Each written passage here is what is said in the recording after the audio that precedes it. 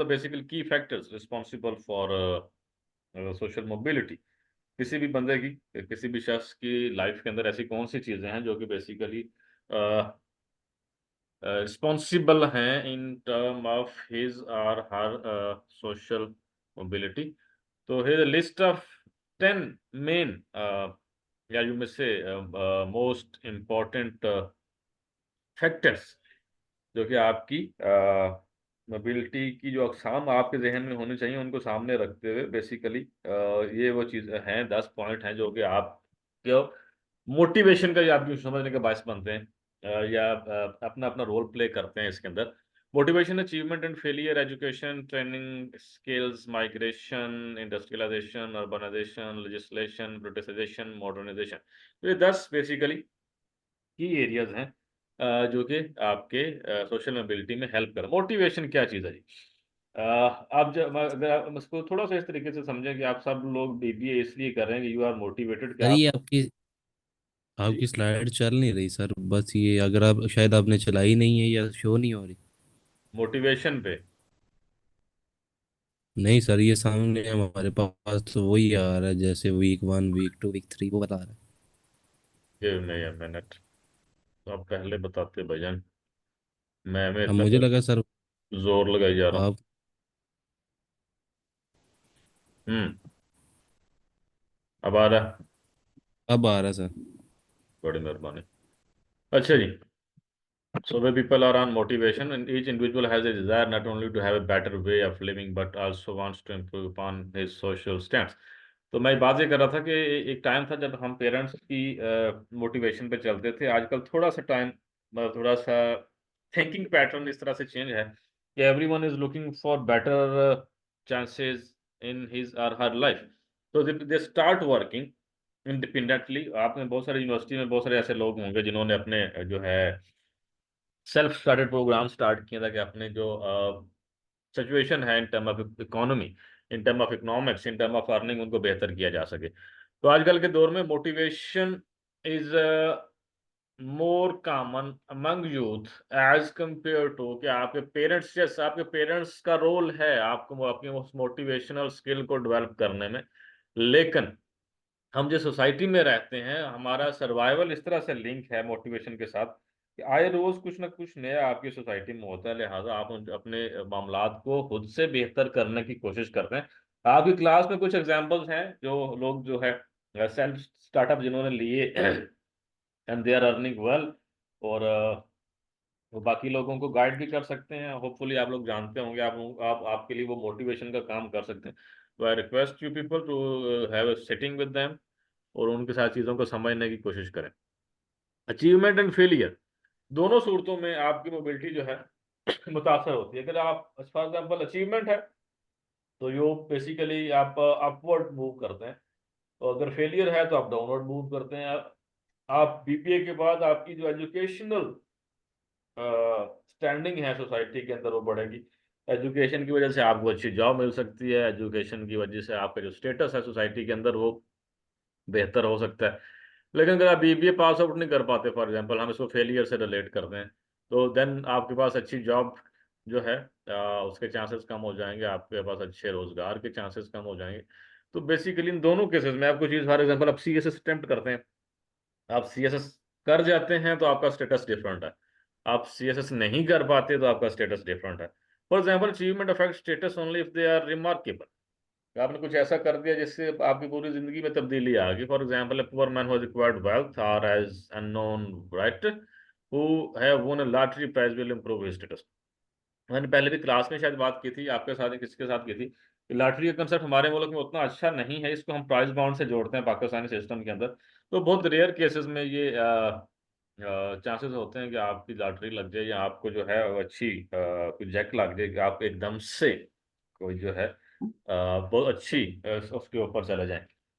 इसी तरह से फेलियर का जो कंसेप्ट है बेसिकली कुछ ऐसा है जिसकी वजह से आप जो है डाउनवर्ड मोबिलिटी में चले जाते हैं। हम करते हैं बार बार कोविड की। कोविड ने बहुत सारे वेल ऑफ फैमिलीज को उठा के नीचे फेंक दिया। तो आपके साथ कोई ऐसा फ्रॉड हो गया जिसकी वजह से आपकी सारी जमा पूंजी, आपकी तमाम तरह सासे जो है वो खत्म हो गए, तो आपको डाउनवर्ड मूव करना पड़ा। ठीक हो गया। आपको जो है दोस्तों की तरफ से कुछ ऐसा फेस करने को मिला जिसकी वजह से आपकी जो मोटिवेशन है वो डाउन हो गई और आप जो है डाउनवर्ड मोबिलिटी में चले गए। अच्छा जी, एजुकेशन, एजुकेशन कैसे रोल प्ले करती है, मेरे ख्याल में इसके ऊपर बड़ी डिटेल में बात कर चुका हूँ। एजुकेशन कैसे रोल प्ले करती है और एजुकेशन कैसे डायरेक्टली लिंक है आपकी सोशल मोबिलिटी के साथ। Either we understand or we don't understand, education is one of the main and important indicator that helps you to change your position in a society.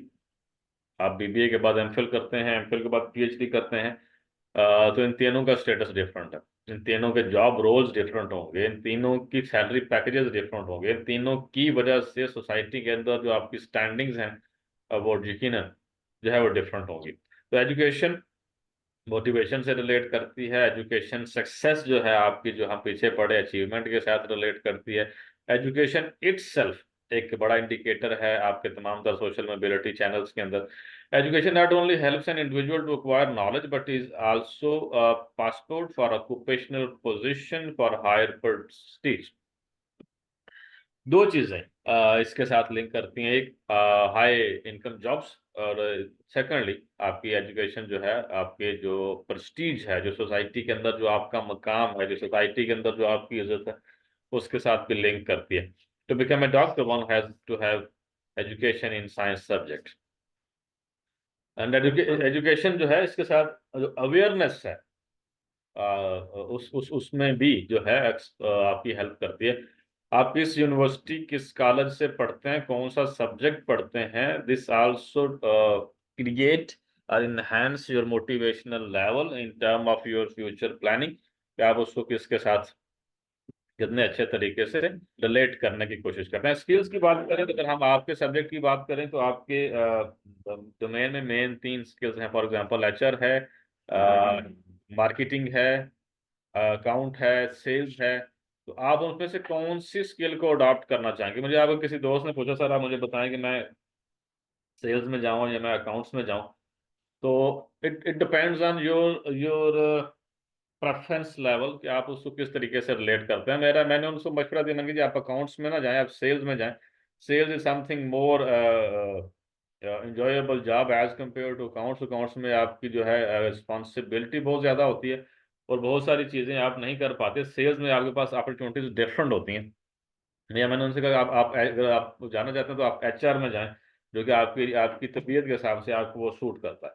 तो skills and training भी आपके उसके अंदर जो है social mobility के अंदर एक पॉजिटिव रोल प्ले करते हैं। How good you are in your field, how good you have attended new trainings and in term of your subject, आपको अपने सब्जेक्ट का अपने अपनी कैपेसिटी के हिसाब से कितना इल्म है, लेटेस्ट ट्रेंड्स के बारे में आप कितना अच्छे तरीके से जानते हैं, आपकी ग्रिप कितनी है, आपका एक्सपोजर कितना है मार्केट के साथ। तो ये सारी चीजें बेसिकली आपकी सोशल मोबिलिटी में आपको हेल्प करती हैं।